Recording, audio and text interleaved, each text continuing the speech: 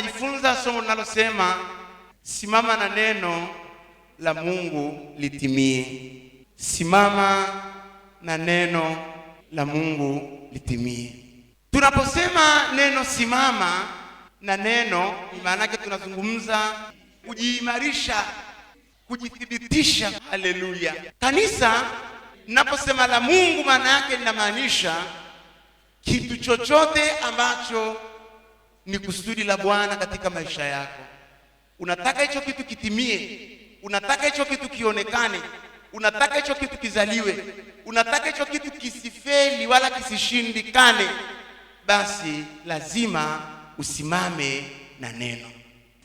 Ndio kushika. Unajua kushika neno ni pamoja na utakatifu, kuishi na Mungu, kuyatenda mapenzi ya Bwana, kujiakiki katika Bwana, kusimama imara na kutokukubali mchanganyo, kutokukata tamaa, kutokurudi nyuma.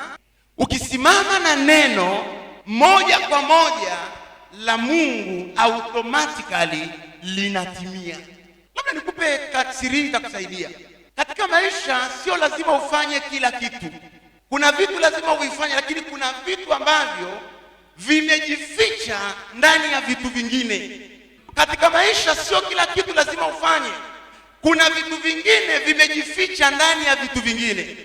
Kwa hiyo namaanisha nini? Kuna kitu A ukikifanya, automatically kuna kitu B chenyewe kitatokea. Kwa mfano, wewe unapootesha mbegu shambani, haleluya, amen, wewe umeotesha, umefanya jambo A, umeotesha mbegu shambani. Process ya ile mbegu kujikunja, kuvimba, hatimaye kuota, hiyo wewe uifanyi. Hiyo ni automatically itajitokeza, lakini baada ya kitu A kufanyika. Kwa hiyo kitu A unaposhindwa kufanya, sometimes kuna vitu B hautaweza kuviona katika maisha yako. Kuna vitu A unatakiwa uvifanye, ambapo vitu B ni vingi na wakati mwingine ndio vinavyoonekana, lakini kamwe hicho kitu B huwezi kukiona, hakiwezi kutokea ni mpaka kwanza kitu A kimefanyika. Kinapofanyika ili kile kitu A, automatically lile jambo namba 2 linachukua nafasi.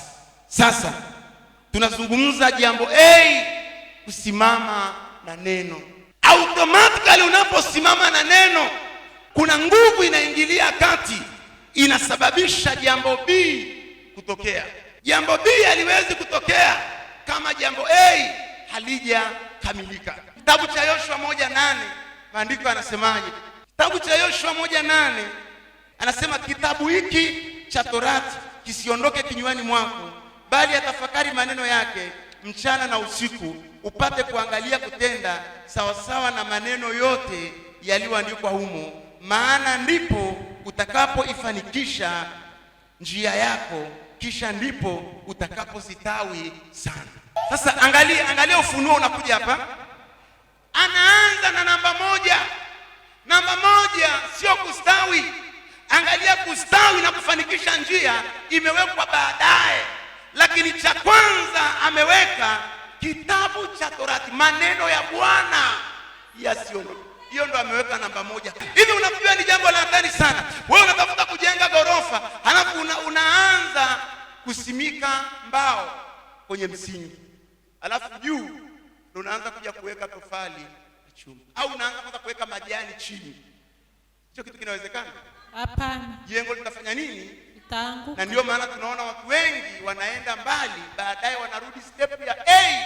Yoshua anaambiwa jambo la kwanza, kitabu cha Torati isiondoke kinywani mwako, bali atafakari maneno yake mchana na usiku, upate kuangalia kutenda sawasawa na maneno yote yaliyoandikwa humo. Hiyo ni namba ngapi? Namba ngapi hiyo? Hayo mambo Namba 1. Namba 1. Baadaye anakuja namba 2. Ni nini kinazaliwa baada ya kushika neno? Nini kinazaliwa baada ya kutafakari neno? Nini kinazaliwa baada ya kutenda neno?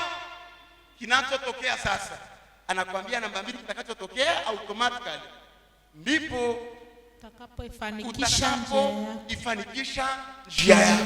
Njia ya nini? Ya biashara. Njia ya nini? Ya mahusiano, ya huduma, ya uponyaji, Njia ya nini? Ya uzao wako, ya ndoa yako, ndipo utakapoifanikisha njia yako. Na nini kinatokea? Kisha ndipo utakapostawi sana. Na ndipo utakapostawi sana. Haleluya, wana wa Mungu. Amen. Anakuambia kwanza, namba moja, usiache neno la Mungu. Shikilia neno la Mungu. Cha pili anakuambia tafakari hilo neno. Ulalapo na uamkapo, tafakari hilo neno. Usiku na mchana, tafakari. Cha tatu anakuambia uangalie kulitenda. Kwa hiyo kuna kushika, kutafakari na kutenda. Sawa sawa na sheria, manake usiongeze chumvi wala usipunguze jambo. Yoshua anaambiwa, cha kwanza, unataka ufanikiwe kwenye uongozi wako, ndio. Unataka ufanikiwe kwenye vita yako iliyoko huko mbele, ndio. Unataka nikutetee kiwango cha kushangaza dunia, ndio. Akaambiwa tunakupa mambo mangapi? 3. Akaambiwa cha kwanza, hofu weka mbali na maisha yako. Niamini mimi ninayeanza ndiye nitakayemaliza. Jambo ambalo watu wengi waliokoka leo hilo hawana. Wanaamini kwamba Mungu alianza nao, lakini hawana imani kama Mungu atafanya nini. Na ndio maana kuna watu katikati ya safari wanaanza kuongea maneno ya ajabu yaliyojaa hofu yasiyokuwa na Mungu. Wanakuwa na sita kwingi. Hawana imani na Mungu alianza. Jambo lako Mungu akianza, huyu ni Mungu asiyekuwa na historia ya kushindwa wala ya kuishia njiani. Ili ufanikiwe, kitabu cha Torati kisiondoke kinywani mwako. Anaambiwa shika neno. Shika neno. Cha pili anaambiwa sio ushike tu kama mkoba, hapana. Sio uweke tu ndani, hapana. Unaposhika tafakari. Na sio mchana tu, hapana. Ni mchana na usiku. Ukiamka asubuhi unatafakari, mchana lunch time unatafakari. Kuna Wakristo wengi hamna tafakari. Lakini cha tatu sio utafakari tu. Uyatende. Kuna watu wamefanikiwa kwa sehemu, bado matokeo huwezi kuyaona. Kuna watu ni wasomaji wazuri wa Biblia, lakini hawatafakari. Akishasoma anafunika, anaweka hapo, anachukua simu, anaanza kuchat Facebook, Instagram, YouTube, hatafakari hata neno hili. Lakini ni msomaji mzuri, ni msomaji mzuri. Hakuna siku inapita hajaweka mistari, hajasoma. Anasoma kweli, lakini amefeli namba 2, hana tafakari. Yoshua anaambiwa ukishajaza tafakari. Lazima ufike mahali fulani, uchukue kiti, ukae mahali fulani chini ya mti, au mahali fulani chumbani kwako, ukae chini. Biblia umeshaisoma, umeshaifunga, au umeshafundishwa kama hivi, uanze kutafakari. Hivi Mungu alikuwepo anamaanisha nini? Anasema mkinipenda mtazishika amri zangu. Anamaanisha nini? Hivi anaposema nawapenda wale wanipendao na wanaonitafuta kwa bidii wataniona, anamaanisha nini? Yoshua anaambiwa tafakari. Uwepo ni mtu wa kutafakari. Ndoto yote ulionayo, popote pale unapoanza kwenda, hakikisha neno limejaa ndani. Leo tunatafakari umbea. Yaliyojaa moyoni mwako, fulani ameniuzi, fulani amenisema. Sijui kuna movie gani? Wewe movie zote unazijua, za Kichina ni wewe, za Kikorea ni wewe, za Kibongo ni wewe. Yaani wewe movie zote ukisikia tunasema hiyo si fulani. Yaani una uwezo wa kutoa maisha ya wale wasanii. Watu ambao wamestriki kwenye neno hawajuaki mambo mengi ya dunia hii. Wanajua vitu vichache na vya msingi. Wengine mmejaza wasanii ndani ya mioyo yenu, sio mbaya. Lakini angalia nafasi ya Bwana. Sikiliza, hakuna uzima kwenye kuwajua wanadamu kwa undani, lakini kuna uzima kwenye kumjua Mungu kwa undani. Ndio maana mtu anataka kumuona Mungu hanaga muda wa kuchimba maisha ya watu. Lakini wakati mwingine sisi, huyo anayekuletea umbea ndio unamnunulia na soda, ndio unamtafutia pia appointment, unamwambia njoo kaa hapa unieleze yale mambo vizuri. Sikiliza, Yoshua anaambiwa Bwana, hayo hayatakusaidia. Kwenye la kwangu ambalo nimekusudia ili aweze kutimia, huhitaji mambo mengi. Huhitaji mambo mengi. Unahitaji nguzo chache muhimu. Akaambiwa hakikisha unafanya nini? Unatafakari. Sio unatafakari nani amekukosea. Kuna Wakristo wengi leo maisha yao yamekauka. Hawana hata tone la upako. Hata wakiomba hawezi kuona wingu. Kwa sababu gani? Moyo wao umejaa wageni, umejaza vitu ambavyo hata Mungu akitaka kuinject au kupenyeza kwa ufunuo hapati mlango. Yoshua anaambiwa, ili nikupe mbinu za kuiteka Kanaani, ili nikupe mbinu za maombi, hakikisha umejaza Torati, alafu tafakari. Kuna wengine ni wasomaji wazuri na ni wahudhuriaji kanisani wazuri, mnapenda kufundishwa, mnapenda kuuliza maswali, lakini shida yako umefeli kwenye kutafakari. Huna muda wa kutafakari. Wewe lako kubwa ni yale marejesho nitarudishaje. Lako kubwa kikao cha ujasiriamali cha Jumatatu. Lako kubwa mbona fulani ameniuzi. Wewe bwana nisikilize, wacha kujaza vitu moyoni mwako, utakufa mapema. Ili usife mapema, jaza neno. Neno linaleta uzima, neno linaongeza umri wa kuishi, neno linaongeza siku za kuishi. Haleluya! Lakini ukijaza mambo ya watu, moyo wako utatanuka. Moyo wako utafanya nini? Utatanuka, utakufa kabla ya siku zako. Ukijaza mambo ya dunia na mambo ya wanadamu, vidonda vya tumbo, asidi itakuchoma utumbo. Lakini huwezi kupata pressure kwa sababu ya kusoma Biblia. Lakini kila ukisoma unapata amani. Nini maana yake? Ya wanadamu yanaua, lakini ya Bwana yanaleta amani. Yanaleta kusonga mbele. Nakwambia, ukiwa ni mtu wa namna hiyo, hutakaa ukose amani, hutakaa uwe ni wa kukwazika, hutakaa upate shida ndani yako, maana neno lina uzima. Tunaposema lina uzima, nini maana yake? Ni ile hali unaoisikia hata hapo unaponisikia na kuhubiri. Si kuna nguvu fulani na kuingia moyoni ya unasikia amani fulani. Unaona mwingine anaruka, unafikiri kwamba anajirusha. Unaona mwingine anapiga kelele, unaona mwingine anasema hivi, unafikiri nini maana yake? Maana yake kuna kitu nina communicate. Hicho kitu kimekaa ndani ya moyo. Kuna neema iko ndani yako. Na kwa kuwa haya maneno ni maneno ya uzima, kuna namna fulani unasikia yani unasahau mpaka madeni, unasahau kama vile unaumwa, unasahau kila shida. Kwa sababu neno la nini? La uzima. Mungu angeweza kumwambia Yoshua, tafakari hayo majitu, tafakari hayo wana wa Anaki, tafakari hayo Wayebusi. Lakini Mungu hakutaka kumwambia hivyo kwa sababu alijua hakuna uzima kwenye kutafakari wa Anaki. Manake Wanaki na Manefili yalikuwa ni yale majitu marefu, yana futi za kutosha kwenda huko angani. Mavidole yana mavidole 24. Ndio yale ambao wale wapelelezi walisema walijiona kama nini? Panzi.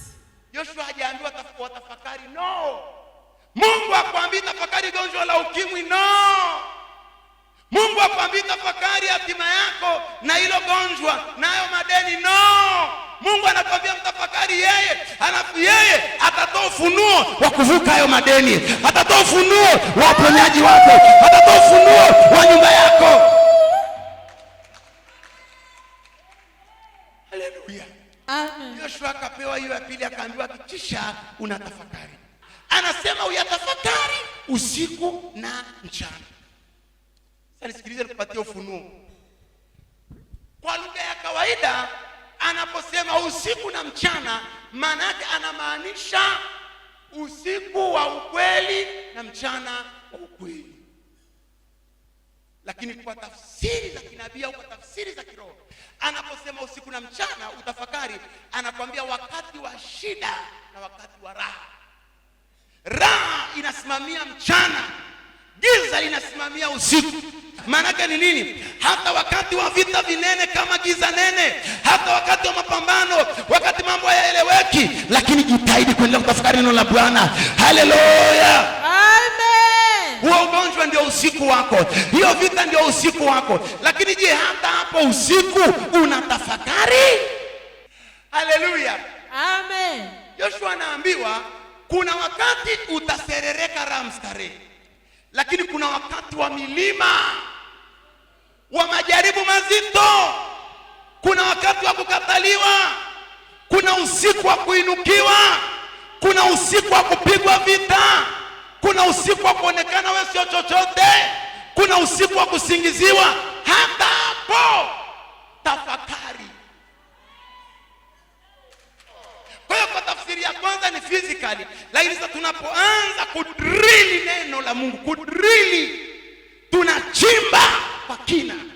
Anaambiwa tafakari usiku na nini? Na mchana. Wakati wa raha, wakati wa shida. Joshua akaambiwa ni usiku na mchana. Maana nimekwambia pesa zikiwepo, kile nilosema sema Yesu ni Bwana. Pesa zikiwepo, mtoto amefaulu, Yesu ni Bwana. ameleta sifuri, Yesu ni Bwana. naumwa, Yesu ni mzima, Yesu ni Bwana. unapendwa, Yesu ni Bwana. unachukiwa na watu wote. Yesu ni Bwana. Ni usiku na Mchana. Jambo la tatu anaambiwa umefaulu kuweka neno, umefaulu kutafakari. La tatu, hakikisha unatenda sawa sawa. Anaambiwa kutenda sawa sawa, manake straight. Nyeusi sema ni nyeusi kwa uaminifu, nyeupe sema ni nyeupe kwa uaminifu. Ndio anakuambia sawa sawa. Lakini je, leo tunafanya sawa sawa? Tunavichomoa chomoa. Sasa umefaulu darasa la kwanza, kweli wewe ni msomaji mzuri, kweli unamtafakari Mungu, lakini je, namba 3 umefaulu? Unafanya sawa sawa? Anasema kwa mfano usiibe. Wewe uibi? Yaani unaiba mpaka unajiibia. Unaiba mpaka unafanya nini? Najibia. Walianza kuibia watu, hatimaye sasa wanajibia wao. Walianza kumwibia Mungu, hatimaye sasa wanajibia wao. Fungu la 10 ni jambazi. Wakati mwingine mume wako analala, unampiga sachi. Kuna wanaume wengine wajanja, anampima mke wangu je ni mwaminifu. Anatoa nguo chafu za kufua, alafu moja anaweka 10,000. Mmoja anakuuliza vipi hivi, uliona kuna hela ulionaga huko? Unaona kwamba mimi ni mwizi wako. Yaani unaanza maneno ya kwanza kufanya nini? Kujihami. Anaambiwa uangalie kutenda sawa sawa. Kwenye ndoa yako tenda sawa sawa. Wewe ni mwanafunzi, umeambiwa usiigie darasani, tenda sawa sawa.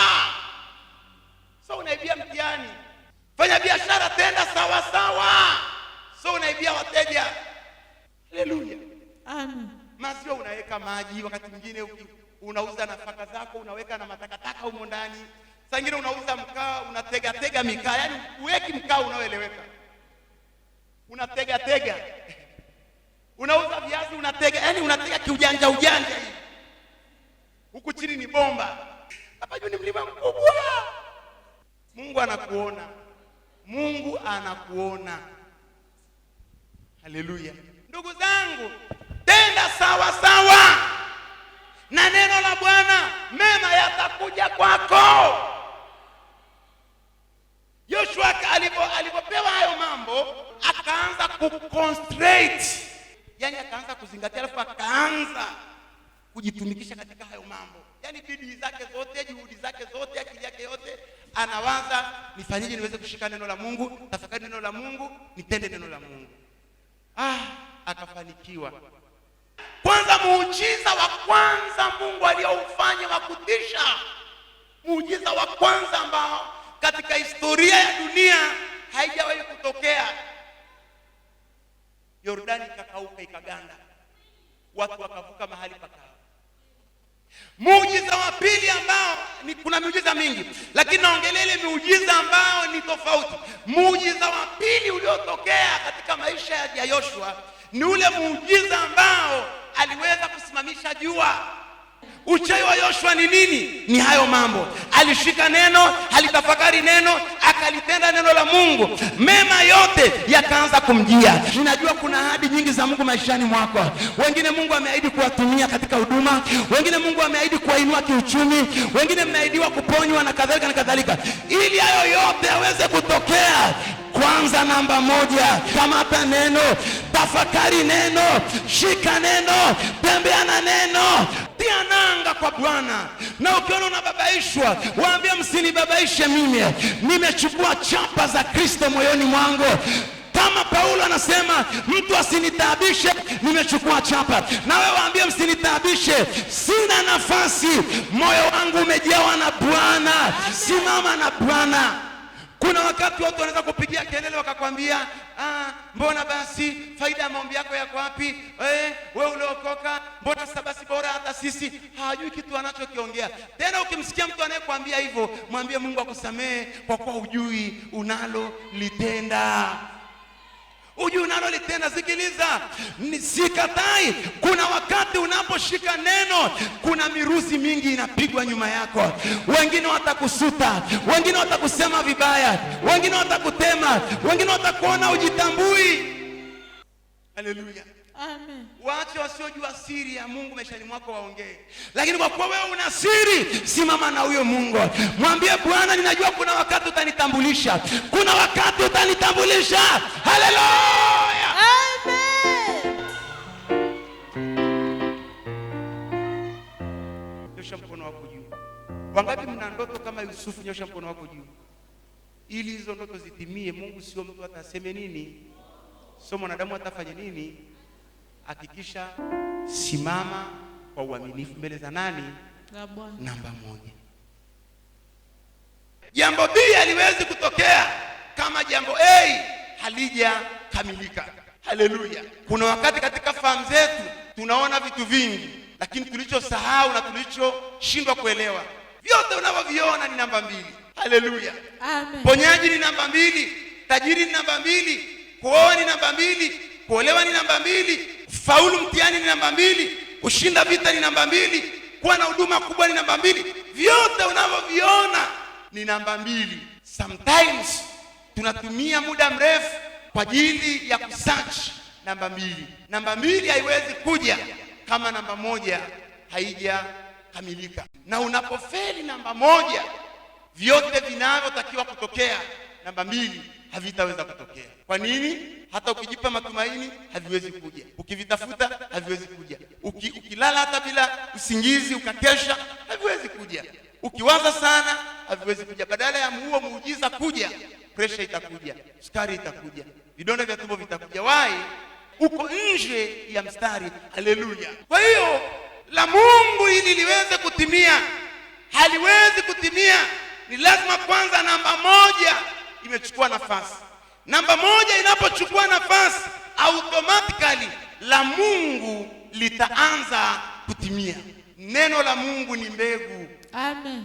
Unapomeza hilo neno la Mungu ndani yako, haiwezi kukaa ndani yako isizae, lazima itazaa. Na inapozaa, kila mtu ataona yule alikuwa mgonjwa amepona, yule alikuwa maskini wa mwisho, lakini tunaona angalau mambo yake ni mazuri. Wai hana uchawi wala uganga, amemeza mbegu ya neno la nani? La Mungu. Amesimama na neno, maono yanaanza kudhihirika, mafunuo yanaanza kutimia, ndoto zinaanza kuzaliwa kuonekana. Wai amesimama na neno. Katika maandiko tunaona wako watu ambao walikuwa na ndoto, wako watu ambao walikuwa na maono, wako watu waliokuwa na ahadi lukuki, lakini wale watu tunaona zile ahadi zilitokea baada ya kusimama na neno la Mungu huyo aliyewapa zile ahadi. Waliposimama na huyo Mungu, basi automatically la Bwana likawa limetimia. Yusufu hakuhangaika kugombea nafasi ya cheo katika serikali ya Misri. Yusufu hakuhangaika kutafuta utajiri. Yusufu hakuhangaika kutafuta kibali. Yusufu hakufungua kesi ya kujitetea wala ya madai. Alichokifanya, alisimama na Mungu wake. Alisimama na neno la nani? La Mungu. Akisema, alinionyesha kuna kitu ndani yangu. Kwa hiyo kinachotokea ni kitu gani? Wacha ning'ang'ane na Mungu huyo. Habari ya itatokeaje, itapita wapi, itakuwa kwaje, na mwachia huyo, lakini nafanya namba 1. Akafanya namba 1 kwa nguvu zake zote. Kijana akaanza kusimama na neno. Yusufu alikuwepo ni mtu wa kushika neno la Mungu. Na unajua wakati Yusufu alipokuwepo anaikimbia dhambi ya uasherati, amri 10 za Musa zilikuwepo hazijaja bado. Amri 10 ilikuwepo, hamna amri inasema usizini.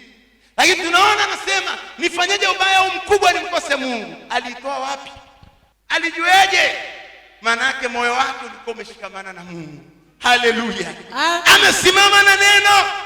na akaamini kwamba nikisimama na neno, ndoto zangu zote hakuna hata moja itakaolala kwenye udongo, yote itatimia, yote itatokea. Niko hapa nikutamkie kama mtumishi wa Bwana, hakuna ndoto yoyote maishani mwako itakayoanguka, lakini simama na neno. Amen. Yusufu akasimama na neno, akaanza kutembea na hilo neno. Akiwa gerezani anatangaza hilo neno, akiwa pale nyumbani anasema hilo neno, akiwa gerezani anashika hilo neno. Manake moyo wake ulikuwepo umetulia kifuani mwa Bwana. Haleluya, wana wa Mungu. Amen. Kwa nini? Alikuwa nayo siri moyoni mwake. Watu wenye siri daima wanatembea na Mungu katika hali ya unyenyekevu. Kipaumbele chake hakikuwa kupata utajiri wala mali. Kipaumbele chake mbele hakikuwepo kupata cheo katika serikali ya Farao. Kipaumbele chake kilikuwepo, nifanyeje ubaya au mkubwa nikose Mungu. Ni utakatifu. Ndio kushika. Unajua kushika neno ni pamoja na utakatifu, kuishi na Mungu, kuyatenda mapenzi ya Bwana, kusimama imara na kutokukubali mchanganyo, kutokukata tamaa. Kushika neno ni vitu vingi, ni combination ya vitu vingi vimeungana hapo. Kwa hiyo Yusufu maana yake hakutaka kukata tamaa licha ya kuuzwa, hakutaka kumkosea Mungu licha ya mazingira yalikuwepo ni hatarishi, lakini pia ndani yake alikuwa amejaa kumtafakari Mungu wake. Angalia 21 mstari wa 31. Yes.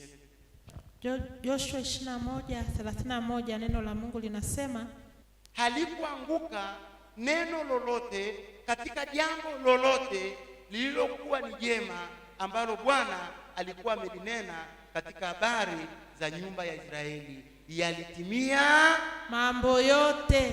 Haleluya, wana wa Mungu. Amen. Hebu kila nalosema sema itatimia. Kila jambo Mungu alilolisema kwa habari yako litatimia. Kwa habari ya afya yako litatimia. Amen. Kwa habari ya ndoa yako litatimia. Amen. Kwa habari ya vita ulionao litatimia. Amen. Kwa habari ya kila kilichoko mbele yako itatimia. Amen. Halitaanguka lolote. Amen. Halitaanguka lolote. Amen. Chukua mkono wako uweke moyoni mwako. Hebu sema, Bwana Yesu, Bwana Yesu, asante kwa ajili ya neno lako. asante kwa ajili ya neno. Nimegundua, nisaidie moyo wangu, nisaidie moyo nipe wangu, neema, nipe neema, nisitekwe na elimu ya shetani, nisirudi nyuma, nisiliachilie neno lako, kwa jina la Yesu. Kwa jina la Yesu.